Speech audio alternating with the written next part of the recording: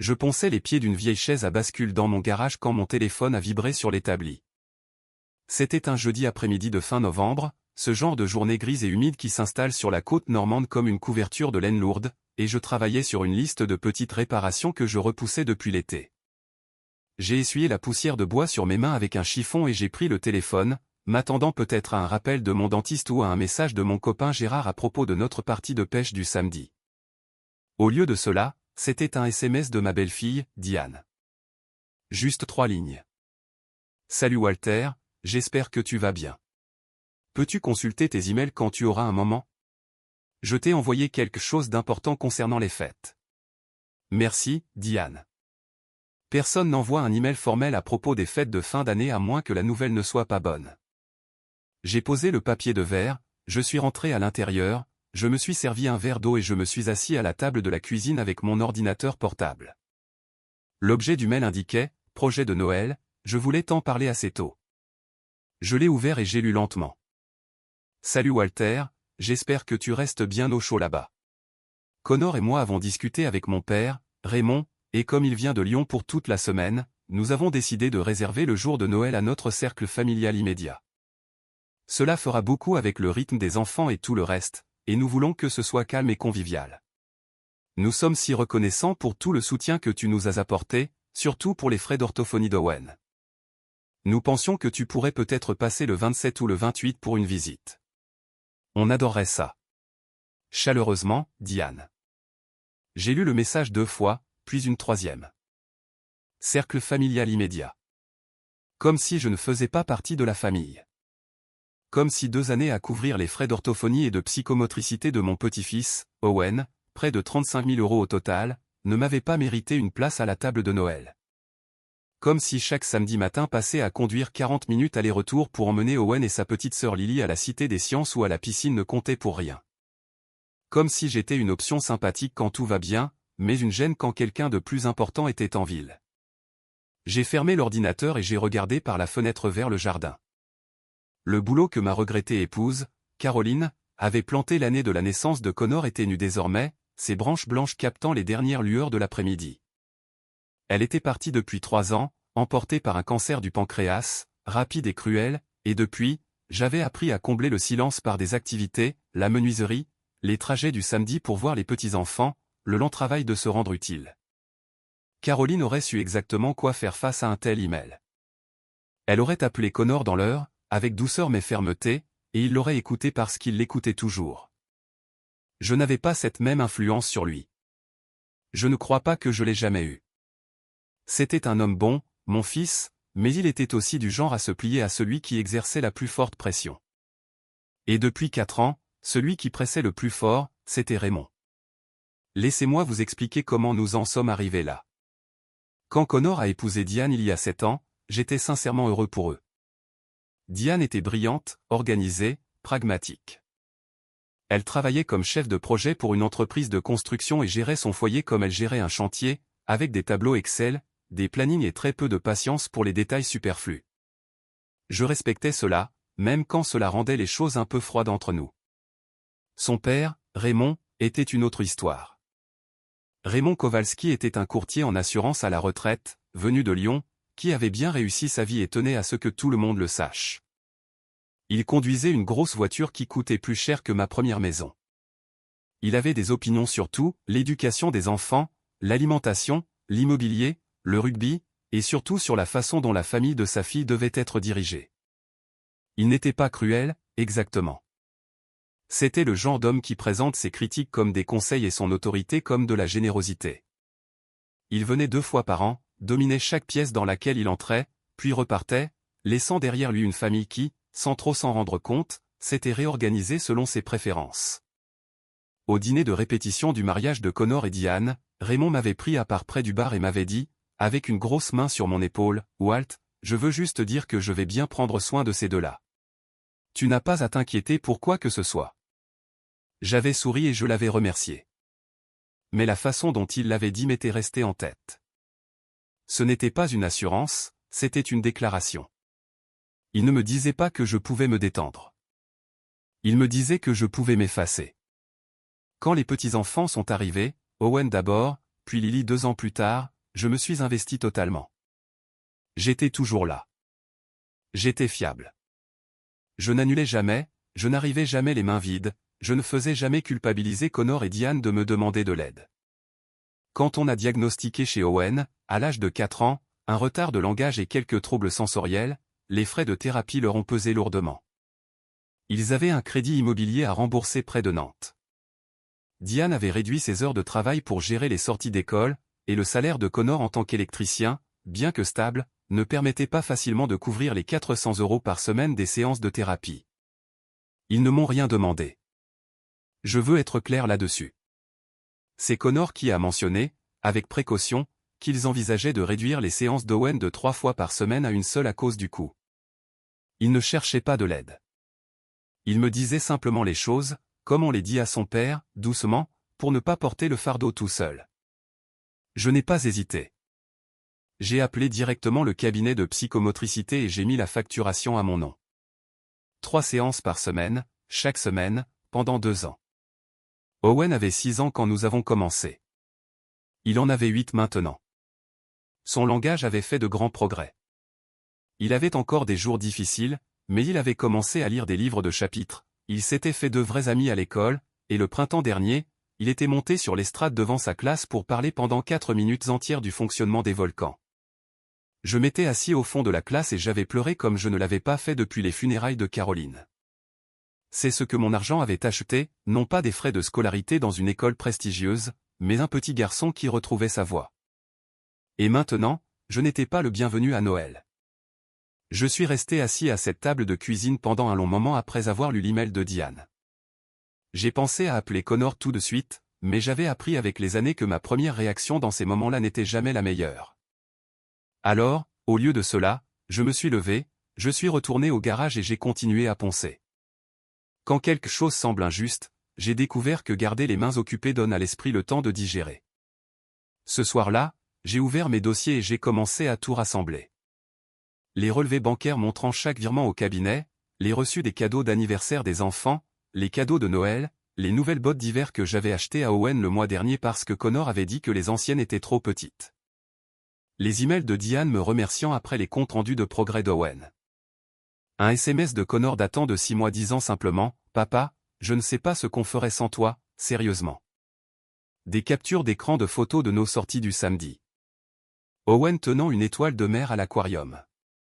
Lily endormie sur mon épaule dans le ferry. Tous les deux dans mon allée apprenant à faire du vélo. J'ai intitulé le dossier simplement « Archives ». Je ne savais pas encore ce que j'allais en faire, mais je voulais avoir les faits au même endroit avant d'agir. Le lendemain matin, j'ai fait quelque chose que je ne fais presque jamais. J'ai regardé la page Facebook de Diane.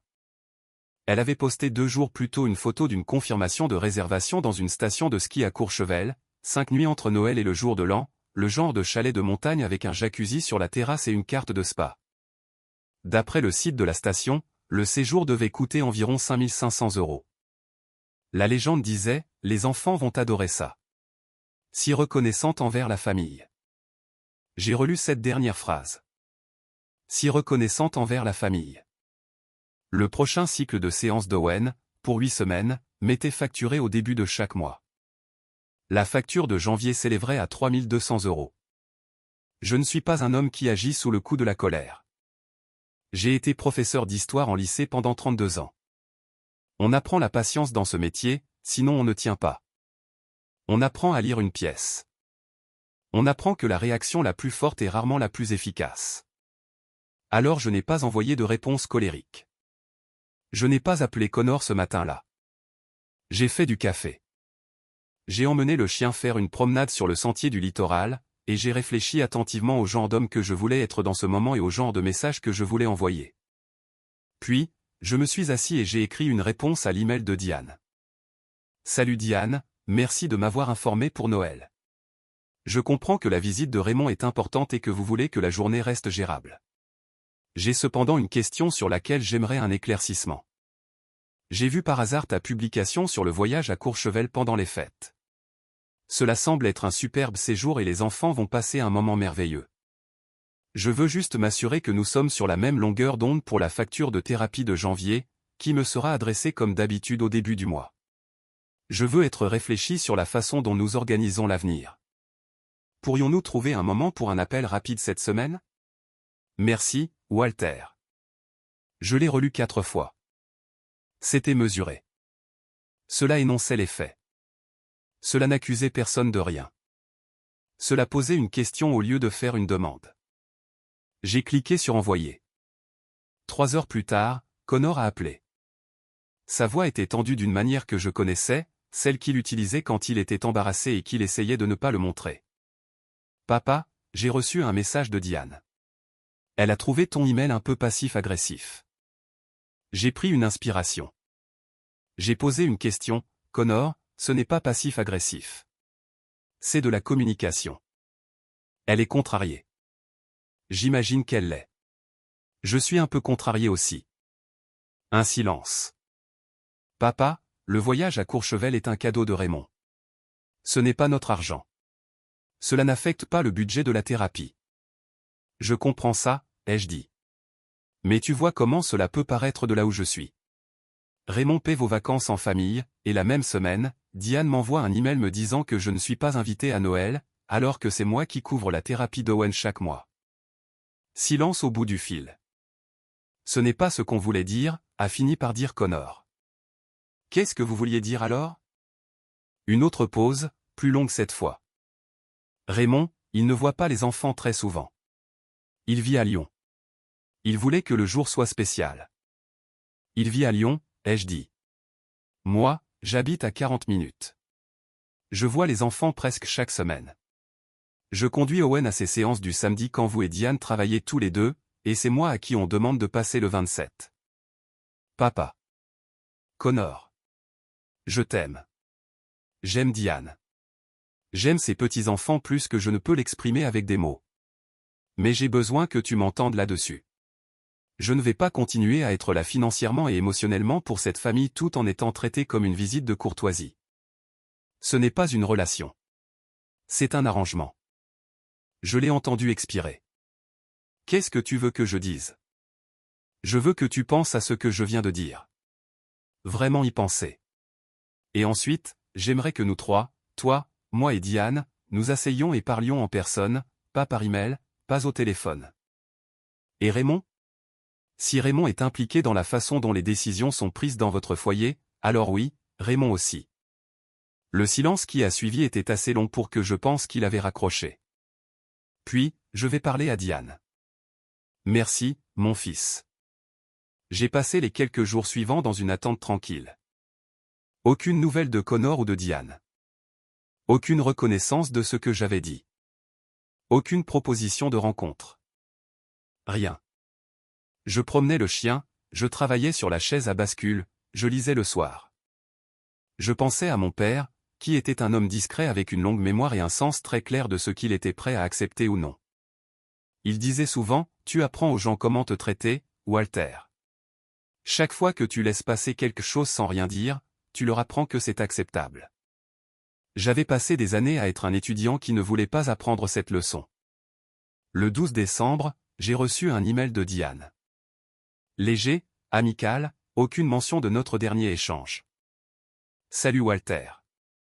Juste un rappel que le cycle de séances d'Owen pour janvier commence le 6. Le cabinet a mentionné qu'ils enverront la facture directement à toi comme d'habitude. Il fait de tels progrès. Sa maîtresse a dit qu'il avait lu à voix haute en classe sans aucune incitation la semaine dernière. Nous sommes tous si fiers.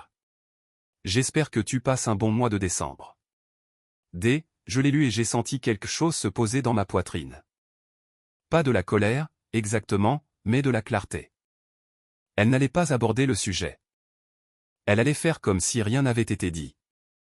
M'envoyer une mise à jour joyeuse sur Owen et attendre que l'argent arrive à temps, pendant que je passerai le jour de Noël seul sur la côte. J'ai ouvert mon dossier. J'y ai ajouté l'email, puis j'ai répondu. Salut Diane. Merci pour les nouvelles d'Owen. Ce sont des nouvelles merveilleuses pour la lecture et je suis tellement fier de lui. Je veux revenir sur notre conversation de la semaine dernière. Je n'ai pas eu de retour concernant une rencontre en personne et je pense qu'il est important que nous le fassions avant la fin du mois. J'aimerais avoir une conversation honnête sur ce à quoi ressemble notre arrangement familial pour la suite, y compris le soutien à la thérapie. S'il te plaît, dis-moi quand cela conviendrait. Walter. Cette fois, il a fallu moins d'une heure avant que Connor n'appelle. Papa, qu'est-ce que tu veux dire par pour la suite? Tu dis que tu vas arrêter de payer pour la thérapie d'Owen? Je dis que j'aimerais avoir une conversation avant de prendre toute décision. C'est tout. Il a besoin de ses séances, papa. Tu sais ce qu'il a traversé. Je sais exactement ce qu'il a traversé. J'ai été là à chaque étape. C'est d'ailleurs une partie de ce dont je veux parler. Une pause, puis doucement, d'accord. Quand? Ce samedi. Chez moi. 15 h, toi et Diane. Et si Raymond est toujours en ville, il devrait venir aussi. Connor a hésité. Raymond repart le 22. Alors le 21 convient. Amène-le. Samedi le 21. Ils sont arrivés dans mon allée à 15 h 10. Connor avait l'air fatigué. Diane avait l'air de se préparer à quelque chose. Raymond marchait derrière eux, un homme imposant, large d'épaules, avec l'autorité confortable de quelqu'un qui a l'habitude d'être la personne la plus importante dans n'importe quelle pièce où il entre. J'avais préparé la table de la cuisine avec 4 chaises et une installation simple, mon dossier de documents, 2 pages de résumé imprimé et 4 tasses de café. Je n'ai pas fait en sorte que cela ressemble à un tribunal. Je voulais que ce soit une conversation autour d'une table de cuisine, ce qui était le cas. Merci d'être venu, ai-je dit. Asseyez-vous, s'il vous plaît. Raymond a regardé autour de la pièce avec un amusement léger, comme s'il trouvait cela désuet. J'ai attendu que tout le monde soit assis. Je veux commencer par dire que j'aime mon fils, et j'aime Diane, et ses petits-enfants sont la meilleure chose dans ma vie depuis que j'ai perdu Caroline. Je ne suis pas là pour me battre avec qui que ce soit. Je suis là parce que je pense que nous avons des choses qui doivent être dites à voix haute, et j'ai toujours cru que les problèmes deviennent plus petits quand on les regarde directement. J'ai fait glisser la feuille de résumé vers Connor et Diane. Au cours des 2 dernières années, j'ai contribué à un peu moins de 38 000 € pour l'orthophonie et la psychomotricité d'Owen. Cela ne compte pas les cadeaux d'anniversaire, les fournitures scolaires, les vêtements d'hiver ou les sorties du week-end. Cela ne compte pas l'essence ou le temps. J'ai fait cela parce que j'aime Owen et parce que je crois en ce que la thérapie lui apporte. Je ne l'ai pas fait pour le brandir contre qui que ce soit.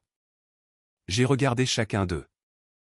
Mais j'ai reçu un email me disant que je n'étais pas invité à Noël, et quelques jours plus tard, j'ai vu une publication sur un séjour au ski à 5 500 € à Courchevel, et je suis assis ici en essayant de comprendre comment ces deux choses vont ensemble. Raymond a ouvert la bouche. Voyons, Walt. Raymond, j'apprécierais que tu me laisses finir. Il a paru surpris. Peut-être que personne ne lui avait dit cela depuis longtemps, mais il a refermé la bouche. Je ne suis pas contrarié par le voyage à Courchevel. Si tu veux faire un cadeau à la famille de ta fille, c'est ton affaire. Ce qui me contrarie, c'est le schéma. Quand il faut de l'argent, je fais partie de la famille. Quand il s'agit de savoir qui s'assoit à la table de Noël, je suis une gentille pensée après coup. J'ai laissé passer cela trop de fois et je ne le laisserai plus passer. Les yeux de Diane se remplissaient de larmes. Connor fixait la table. Je me suis tourné vers Raymond. Tu t'es rendu le centre de cette famille pendant des années. Des petits commentaires, des petites manœuvres, décider que Noël est pour la famille immédiate quand ça t'arrange, venir en avion, réorganiser tout le monde, puis repartir à Lyon. Et mon fils t'a laissé faire parce que c'est plus facile que de s'opposer. Je comprends cela, mais ça a fait des dégâts et je pense que tu le sais. La mâchoire de Raymond s'est crispée. Je ne vais pas rester assis ici à être accusé de « je ne t'accuse de rien », ai-je dit. Je décris ce que j'ai observé. Il y a une différence. Je gardais ma voix calme. Tu es le grand-père d'Owen et Lily du côté de leur mère. C'est réel et c'est important. Mais tu ne peux pas décider que je suis moins important parce que tu viens 2 fois par an avec un plus gros chèque. La pièce était très calme. J'ai regardé Connor. Fils, j'ai besoin de t'entendre. Connor a levé la tête. Il a regardé Diane, puis Raymond, et enfin moi. Je l'ai observé en train de réfléchir à quelque chose. J'avais vu la même expression sur son visage quand il avait 16 ans et qu'il essayait de décider s'il devait me dire la vérité sur quelque chose. Il avait le même regard maintenant, à 41 ans, et toujours cette même expression. Il s'est raclé la gorge. Tu as raison, papa. Sa voix était rauque. Nous avons profité de toi.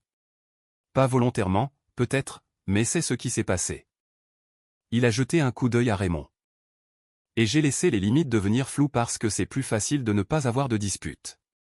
C'est ma responsabilité. Diane a fait un petit bruit. Connor, non. Il l'a dit doucement mais clairement. Non, il a raison.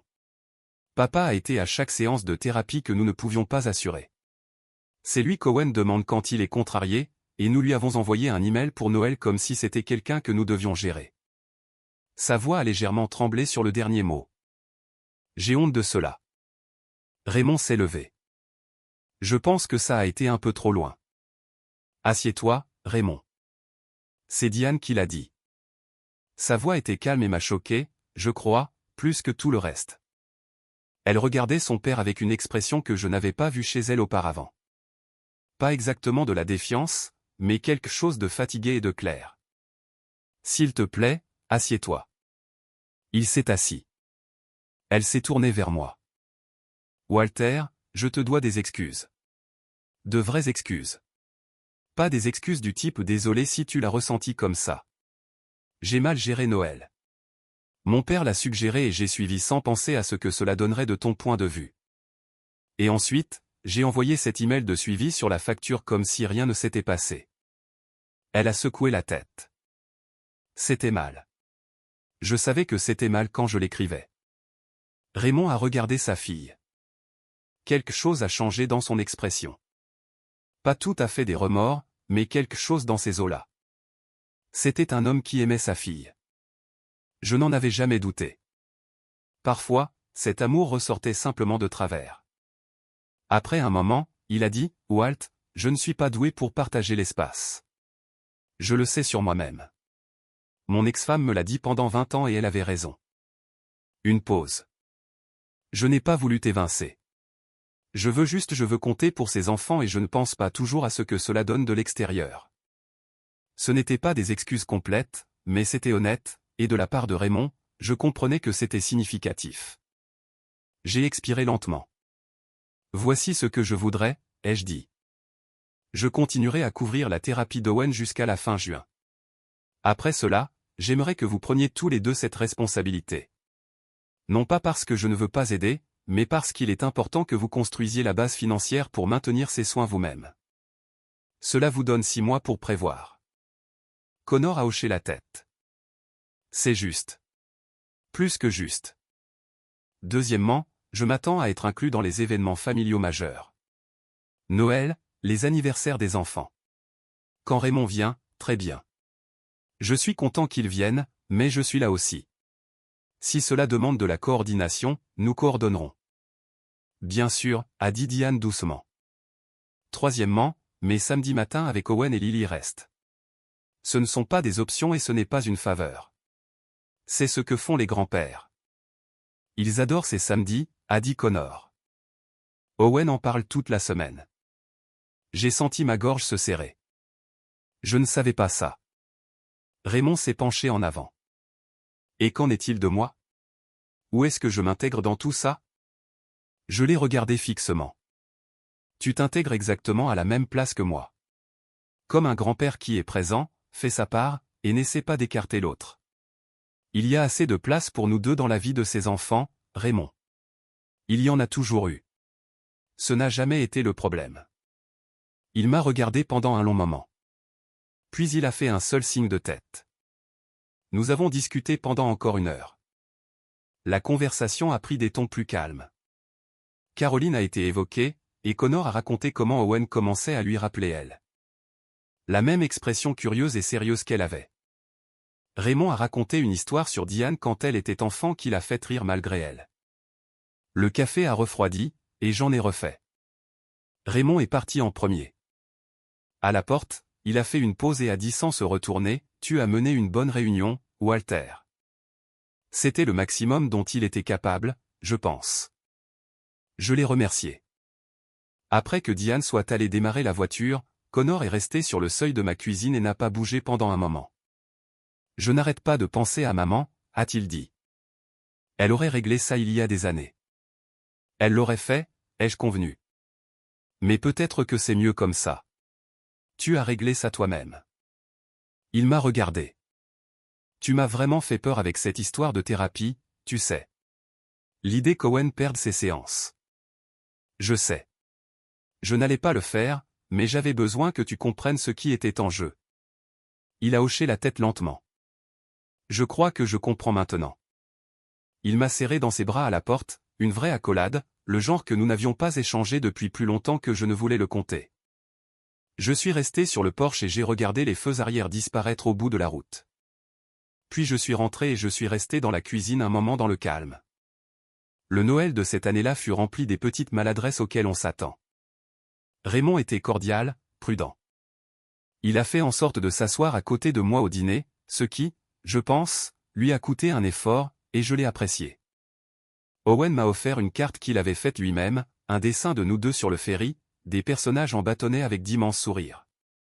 Et quand il me l'a tendu, il a dit clairement, sans hésiter une seconde, « J'ai fait ça pour toi, papy, parce que tu es ma personne préférée. » Lily a aussitôt annoncé qu'il était aussi sa personne préférée, ce qui a déclenché une négociation qui a duré jusqu'au dessert. Diane a porté un toast avant le repas. Elle a remercié tout le monde d'être là, puis elle m'a regardé et a dit simplement, « Et nous sommes reconnaissants de t'avoir ici, Walter. » Nous le pensons sincèrement. Raymond a levé son verre. Tout à fait. Ce n'était pas la fin de toutes les difficultés. Raymond reste celui qu'il est, mais il ne fait plus de commentaires sur mon implication et ne se positionne plus comme celui qui compte le plus. Il semble avoir fait une paix tranquille avec le fait que les enfants ont deux grands-pères et qu'ils s'en portent mieux. Connor et Diane ont repris la facturation de la thérapie d'Owen en juillet. Cela a demandé quelques réajustements de leur côté. Ils ont renoncé à un abonnement à une plateforme de streaming, à une salle de sport et à ce que Connor a décrit comme une quantité embarrassante de plats à emporter. Il l'a dit en riant, mais j'ai entendu la fierté en dessous. Je continue d'emmener Owen et Lily le samedi.